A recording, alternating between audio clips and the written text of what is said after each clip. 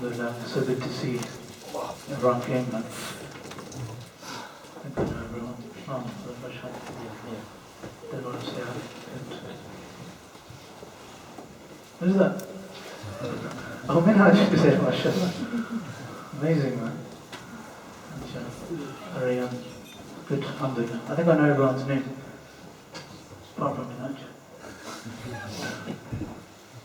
Okay, we'll let the people slowly come forward, inshallah.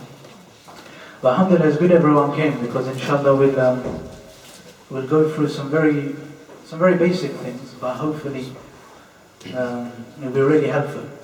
And it's very basic stuff, we probably already know these things. But when we think about it in a certain way, we're able to realize things which we always end up missing. So for now, I'm going to again request that everyone keeps their clipboards closed, and inshallah we'll come to them in a minute. I was going to ask everyone to do me another favor. Who brought their phone with them? Did anyone bring their phone with them? Yeah. Okay, so if you've got your phone on you, you can get your phone out, and on your phone you can find a button which is designed to switch the power off.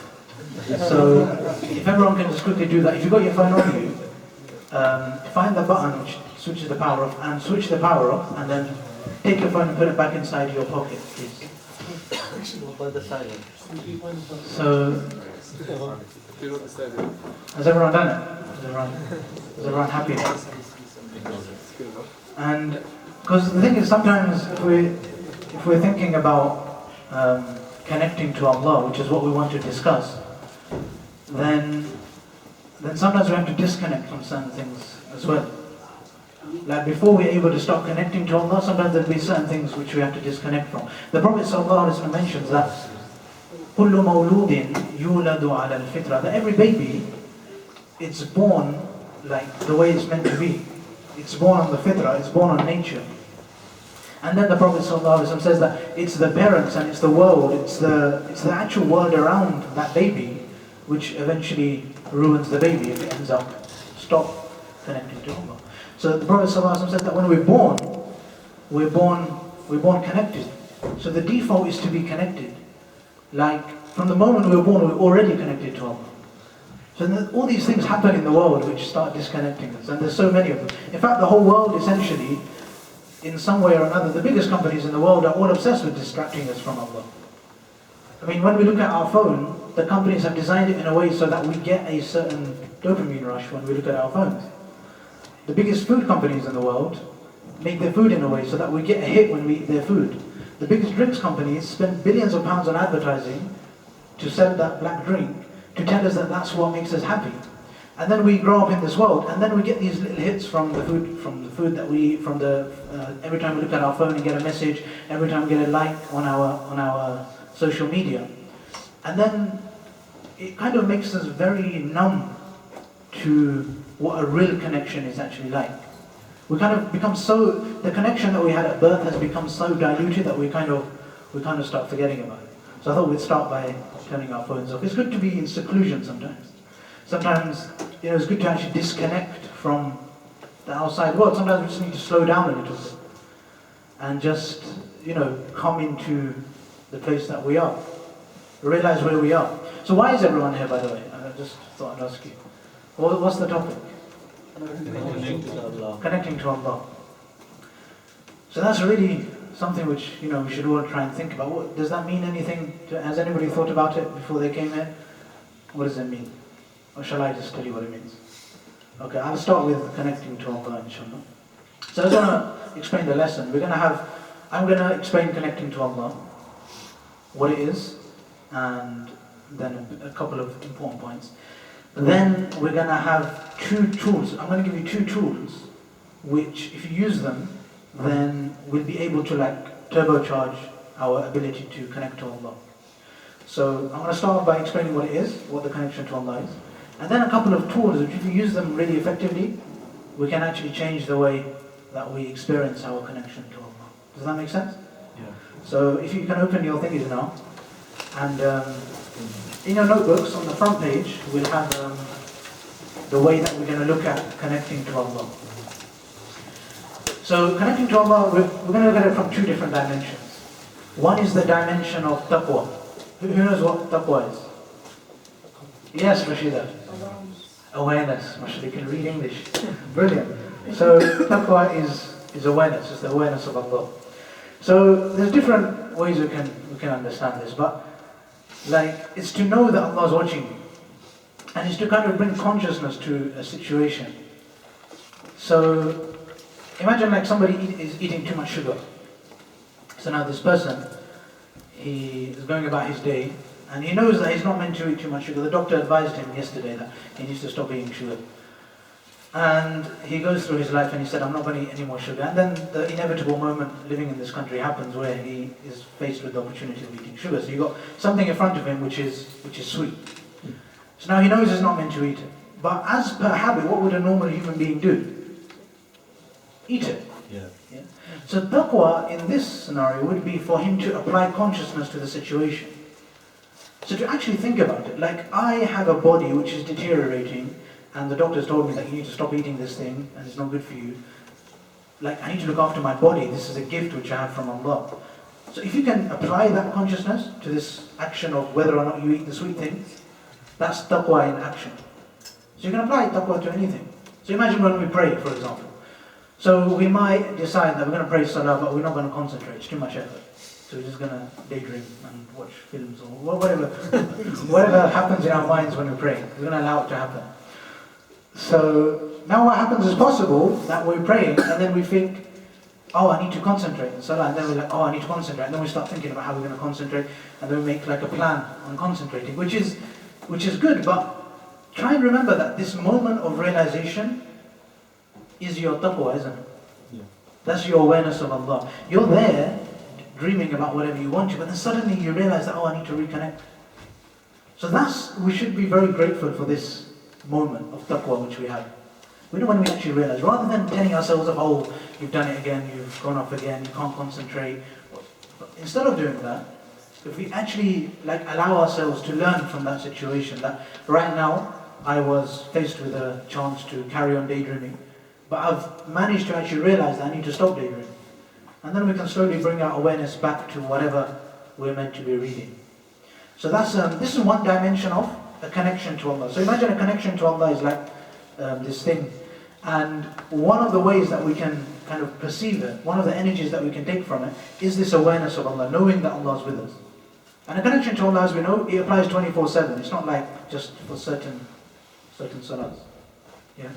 So we're always connected to Allah, and then we're able to build this connection by the spiritual practices that we have. Yeah? So Islamically, we have so many things in our lives, and the sole purpose of that is to build a dimension of our connection to Allah. So, for example, what's the point of Ramadan? Allah mentions it in the Quran. Who knows? Taqwa. Yeah? So Allah mentions that the reason you fast is so that you can get taqwa. So that's one of the reasons that we actually fast. So that you're going through the day, normally you just eat and drink whatever you feel like and do something else whatever you feel like. But now you have to actually control yourself in all three of these categories. So when you have to control yourself, you're like, okay, shall I just eat this and know, oh, Allah is watching me. So we have to apply consciousness here. When we pray salah and we're not concentrating, we have to bring some taqwa. And taqwa is at first, it's actually very painful. Because you're changing what you normally do. You're changing what's normal. If it's normal for you to say Allah Akbar and then start daydreaming, now to stop daydreaming is going to be very difficult. It's against our habit. So when we first do it, it's going to be really painful. When we do it a second time, it's going to be really painful. And when we keep doing this, at first it's going to be painful, but taqwa is amazing. If we think of the sugar example, if somebody manages to bring consciousness to the situation and thinks, I shouldn't eat sugar, it's bad for my body, and then he stops. And then next time he does it again, next time he does it, and then within a couple of weeks he will realize that his health will become better, believe it or not. So when his health becomes better, he's going to see the benefit of his taqwa. He's going to exercise taqwa. He's going to say, I'm not going to eat this. Or for another example, when we're praying, instead of just dreaming, we actually think, I'm going to try and keep my attention on Surah Fatiha. So we're trying to keep our attention here. When we're making dua, we're going to actually try and stay in touch with Allah. So when we try and actually make intention to do these things, when we make it definite that we do these things, we notice that these things will start to happen in our lives. Yeah. So when we are able to control ourselves and then we start concentrating, we'll notice that within a week or within a month, we're now concentrating for the whole duration of Surah Fatiha. Then you realize the effect that has on your life, on your connection to Allah. And everything will start to change because of that.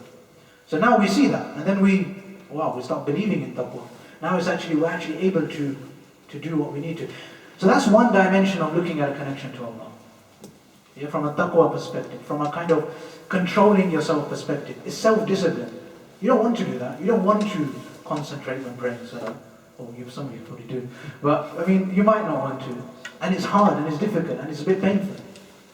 But when we get through it, it has this effect at the end that when we're able to practice it, we become good at practicing it. We become good at using it to our advantage. We'll actually start learning that when we start feeling the pain of taqwa, and when we're able to experience taqwa, that's actually a sign of where we're going to really progress very quickly. Does that make sense to everyone? So there's two dimensions we're going to look at connecting to Allah from. One of them is taqwa, and the second one? Tawakkul. So tawakkul, what does that mean? Relying on Allah, reliance.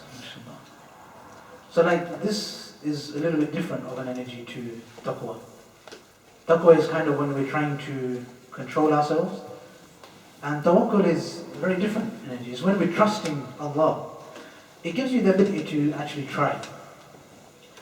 To understand tawakkul, one of the things which boosts our tawakkul, which gets your tawakkul to really make sense, is the ability to have gratitude.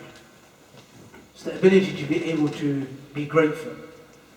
So when we're able to look at the things Allah has given us, so for example, imagine Allah has given us a car, and then the car gets a puncture. So when we get the puncture, we're all really depressed, oh my God, my car's got a puncture. But remember the fact that Allah's given you a car. So when we do this, we notice the blessings that Allah has given us. So this is obviously something we can practice in a separate way. But when we start practicing gratitude, we start seeing the things that Allah has given us, then it's a lot easier for us to then trust Allah. Yeah, because we've seen all of these things. We already know that Allah's given me this, Allah's given me this, Allah's given me this. And whatever category we're thinking of the blessings of Allah, we'll know that Allah gives us so much. Because we're actually aware, we're actually able to be grateful. Does that make sense? Yeah. So if you're able to be grateful, you're able to see the blessings of Allah a lot more. It allows you to have tawakkul, and then you can trust Allah that you're able to believe in yourself to achieve anything. Because whenever you put your mind to something, you're able to achieve it. And you see the help of Allah in it. So tawakkul is also associated very closely with dua, with making our supplication. Does that make sense? How? How is tawakkul related to our dua? How does it help our dua? It helps us to rely on Allah. So tawakkul, what is tawakkul again? To rely on Allah, trust Allah, know that Allah's got your back, He's going to help you. Yeah? So regardless of what you do, however hard it is, you're happy to take the risk. You know it's going to work.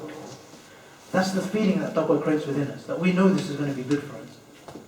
So then now, when we make dua, we actually make dua for the things we're working on.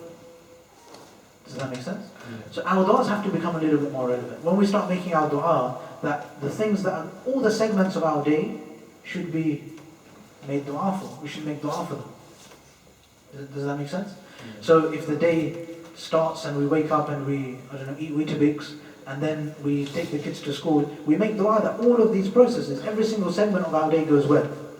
And then we live the day, and then we see it go well. And so if we have tawakkul and we make this dua, we'll automatically, when the time comes for that thing to happen, we will see our du'as always get accepted.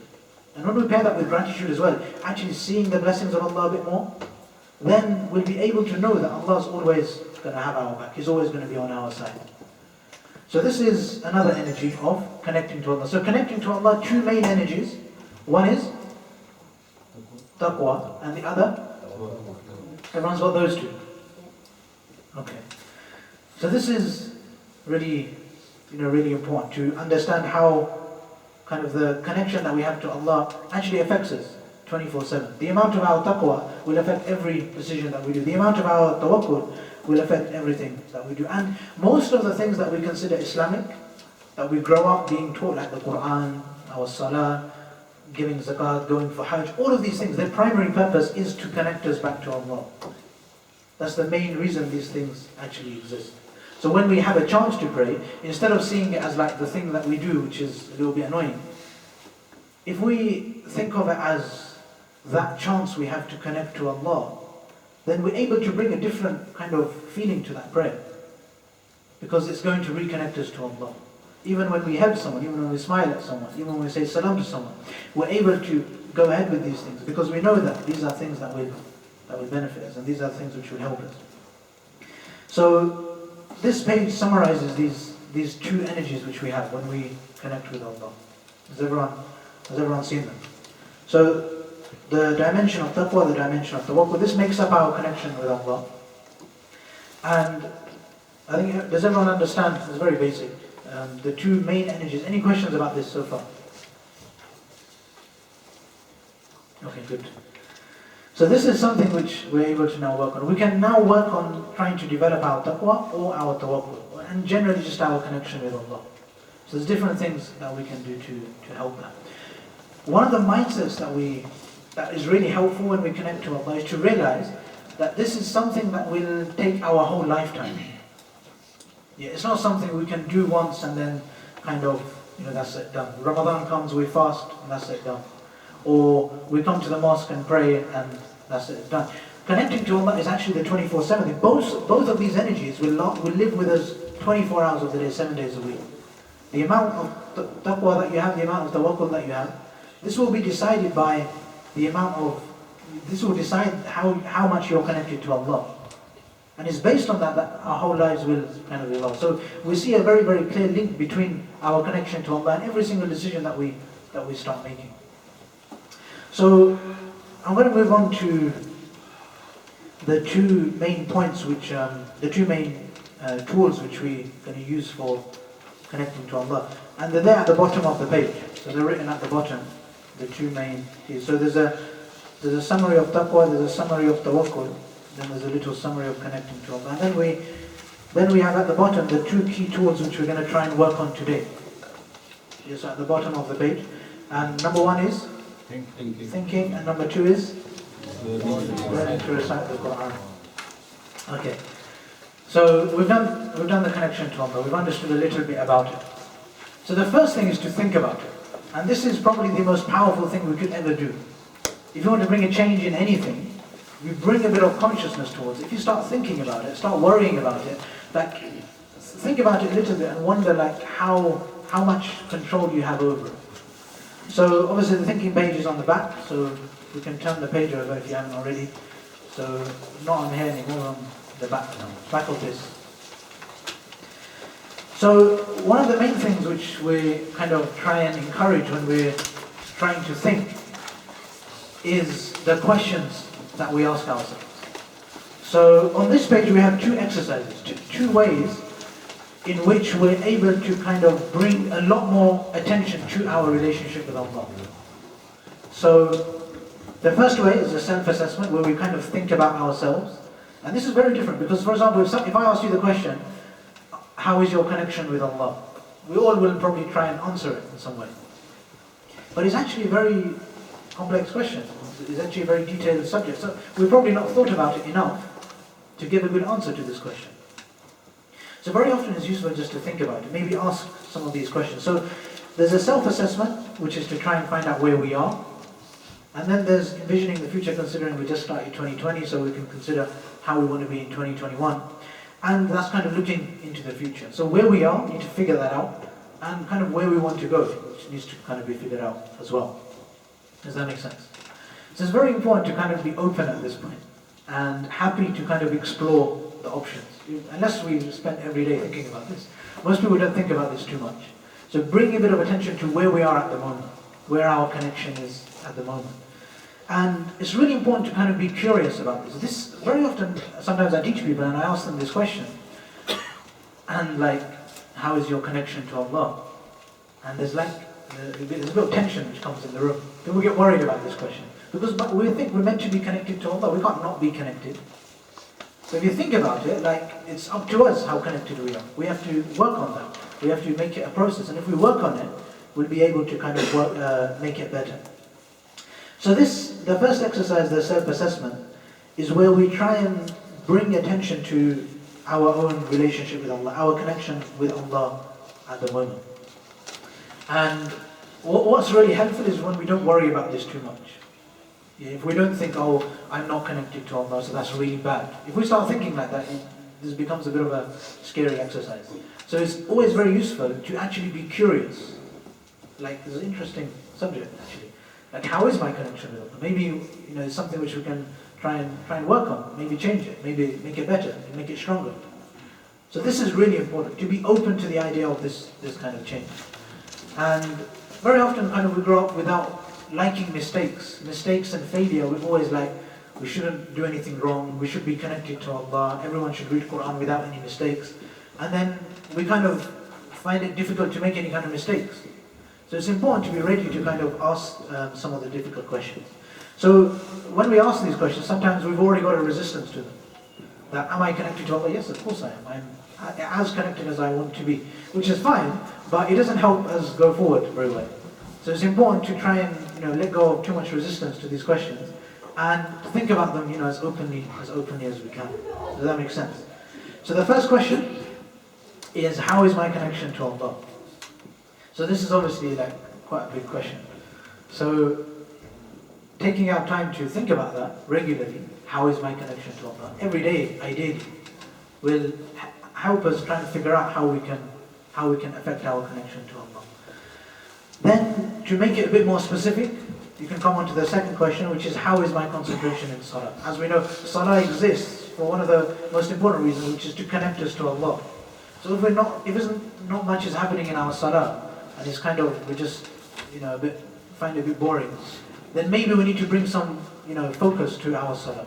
Maybe work out a strategy to sort out our focus, to work on this category. And obviously one of the things about disconnection is that if by default we're all connected to Allah, and then slowly through time, based on the way we grow up, based on the way that we live, we slowly start to disconnect from Allah, then that would mean that everybody will be disconnected on a different level. We've all had different upbringings. We've all had different things going on in our lives. So if we don't think, and we try and follow generic rules as if they apply regardless, then it will be difficult for us to actually make a change for ourselves. Very important is for us to start thinking about it, and think about it because the plan that we're going to make for ourselves is going to be unique to ourselves, unique to our circumstances. Even the questions here, these are some generic questions, but everyone here for themselves can probably figure out some more specific questions for themselves. Does that make sense? So if generally, how is my connection to Allah is too general, then we can make it more specific, like how is my dua, how is my salah, how often do I come to the masjid, how is my learning about Islam. We can ask whatever we think we need to focus on. We can start asking these questions here, and then we can start understanding where we are. Yeah. If we can try and work out how much we know about Islam, how much we've learned about Islam, how well we can recite the Quran, how well we can pray salah, whether we know Arabic, all of these kind of questions. When we start asking them and thinking, then we start seeing loads of opportunities for us to actually grow in our connection to Allah. Does that make sense? Yeah. So it's important to give ourselves the most complex kind of questions that we can on this. So this is where we are at the moment. So once we ask ourselves these questions, hopefully some of us have figured it out, but when we start thinking about it, we'll get more and more aware of where we are. Even you can ask yourself the question that, where am I? Where am I in terms of my connection to Allah? Where am I at the moment? And just spend some time contemplating that. So that's number two. The third and fourth question, again these are generic questions, but everyone has their own questions. The third question, how well we control our emotions. So I think this is a really important topic. The Prophet ﷺ would very often give advice about people who became too angry. He would say, try and not become angry. That person who asked for advice. And the Prophet ﷺ said, don't become angry. So being able to have some awareness of our emotions. And do we get too stressed too quickly? Do we get too angry too quickly? And then as a result of being sad, we just give up on life.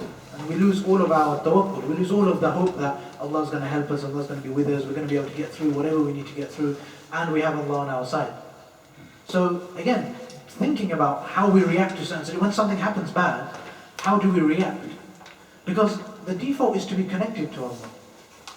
So very often we decide to take our happiness and our connection to Allah and put it in a place which is beyond us. We like doing this sometimes because it means we don't have as much responsibility. We can put the blame somewhere else. So sometimes we take responsibility from ourselves and we put it beyond ourselves. Or we take happiness and we put it into the future. We say that when I get a certain job, I'll be certain happy. When I have a certain income, then I'll be happy. When I have a certain car, I'll be happy. And we have all of these things which are going to make us happy, but we never actually remember when we were actually happy. We just put happiness in a different place, far beyond it. The Prophet ﷺ mentions that لو كان لابن آدم واديان, that if a human being had 2 valleys full of gold, he would still want a third one. Because it's not really possible for us to really be happy, to always, if we become somebody who chases things which are beyond us, we'll always be somebody who chases things which are beyond us. If we're unable to be happy now and say, I'm okay with what I've got right now, we'll always be somebody who will need something outside of us to make us feel connected. So this is why the hadith of fitrah is very powerful. That we were born connected. We lost it as we grew up. We were born content and happy and perfectly fine with the world. And then we grew up and then started hating and becoming sad about things.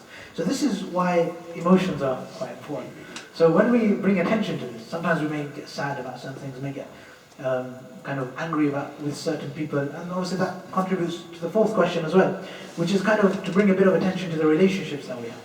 So, sometimes when you live with somebody, relationships with the people maybe that you live with, or people that are close to you, maybe family. So it's possible that with family and stuff, that we, over time, we lose a few of our formalities, and we become kind of not very good, we don't have a very good relationship with these people. So again, thinking about that, sometimes people talk about their relationships as if they have nothing to do with it, as if it's just there by accident, they ended up in this terrible relationship, forgetting that they are 50% of it, that 50% of all of our relationships is us. We make up 50% of it, the other person only makes up 50% of that relationship. We really underestimate how much control we have over whether or not we have grudges with people or we let people make us angry, and how kind of affected we are with the way that we deal with our relationships. Does that make sense? So that's the first kind of exercise, to bring attention towards where we are, understanding where we are, and then moving on to the second exercise, which is to try and figure out where you actually want to go. So again, even with where we are, trying to understand where our taqwa is at the moment. How aware do we feel of Allah on a regular basis? Trying to understand where our tawakkul is. How much can we trust Allah and go full out and take a risk and actually do something? And know that Allah is going to have your back while you've done it. Is that something if that's something that you aspire towards, then that's something we can think about in our envisioning exercise. So the second exercise on the page is envisioning for the future, trying to figure out what we actually want in terms of a connection to Allah. So where am I in terms of a connection to Allah, and where do I want to be in 12 months? By December 2020, before the year ends, where do I hope to actually be? What do I want? What kind of taqwa do I want? Do I want to actually feel the awareness of Allah to an extent that anything I want in my life which I don't want and I want to change, I want to stop watching films maybe. I don't know. Hard thing, yeah? So we think, okay, I'm going to try and stop watching films. And then the moment comes when we actually have to do it. And then we basically fail. So what we have to try and do is aim that inshallah I'll become somebody whose taqwa is so strong that when I think I'm going to actually spend 2 hours of my life watching what these people have made. The film industry isn't a particularly big proponent of connecting to Allah. Most of the stuff they make helps us disconnect from Allah. Just like many of the industries in the world. So we have to try and be able to bring awareness to what kind of a connection we want. How closely do you want to be connected to Allah? Do you want to, whenever it's a decision to make in our life, whatever change we need to make, whether it's food, whether it's our salah, whether it's our connection to Quran, whether it's turning up for our lessons in the masjid, whatever it is that we want to do, we need to be able to bring our taqwa towards it. That when the time comes to give it up and I don't want to do it, we can actually go through it. And we actually plan these things with so much, we plan them well, that when we go for them and we make dua to Allah, that Allah allows these things to happen, they happen so well that we see them happen well as well. So our taqwa is always being exercised, and our tawakkul is always being exercised. So these are the questions that we look forward to. So by the end of the year, I want to have this much of a connection. By the end of the year, I want to be like this. So again, we can look at any aspect of our life. Does that make sense? Okay, so there's an exercise at the bottom which is kind of, I don't know why I didn't just put it as number 3. It's basically the third exercise on the page. So the question is, what advice would you give to yourself, or what advice would you need to give to yourself if you wanted to get to where you want to be in 2020 December? And what advice would you have to give to yourself now? Does that make sense? So now we've thought about where we are. We've thought about where we want to go, to some extent. And now, basically, imagine we got there. So what would we have to do to get there? What are the things that we'd actually have to look at? There's not much space for notes. But if you've got a pen, you can write stuff down. You can write your own questions in as well, or whatever. But trying to work out what it is that we'd have to do. Some kind of action. And this is obviously a very, very simple strategy. But thinking on a daily basis is very important. Thinking is like why we have minds. So, like, Allah tells us that the Quran only makes sense to people who actually think about it, isn't it? So we do have to think about who we are, why we're on this, why Allah sent us into this world, and how we're meant to connect with Allah. What is Salah all about? Why are we praying? Why are we coming to the masjid? And if you think about it, it might make some sense, isn't it? I mean, Allah sends His own book. He makes a book, writes like His own word, and then we get the chance to read what He's written about how to live life. So all of the answers are there for us. So it's up to us to try and bring some of our own consciousness. And sometimes this is the solution itself. This is bringing the consciousness. Your brain will then realize that this is something we're working on. We're working on connecting to Allah. It becomes a project. It becomes a lifelong project. Is that okay? Yeah. Okay, inshallah. So we said we're going to do 3 things. We're going to first talk about what is a connection to Allah. Then we're going to do the first tool, which was thinking. So we've got some thinking skills. Now, the second exercise, the second tool, and the last part of the lesson, is learning to recite the Quran properly. And this is a bit more practical, I think. But I think if we think about Islam, basically, if you can pray properly, the rest of your life starts sorting itself out usually. So it's quite a useful thing to kind of learn. So when you recite Quran properly, then you're able to bring your concentration into Salah. It doesn't require like so much forcing after that. Does that make sense? Yeah. So what I was hoping is we need some volunteers who are happy to read Quran, and then we'll see how it goes. There's everyone, man. So if anyone was willing to read, and then we'll see how we can improve. It's going to be hard, obviously. No one's going to say yes, are they? Is anyone interested? I do. No, Rashida, where's Sulaiman? Oh, you're here. We'll go to Sulaiman first. I'll be here. No, we'll start with you, man. Start with you. It's better to start with you. Okay, are you ready? Huh? Yeah, what am I going to read? Have you got Musa? We're going to read by heart. Let's start with Ali, man. Ali, are you ready? Yeah, what do you want me to read? We'll do Surah Fatiha. Okay.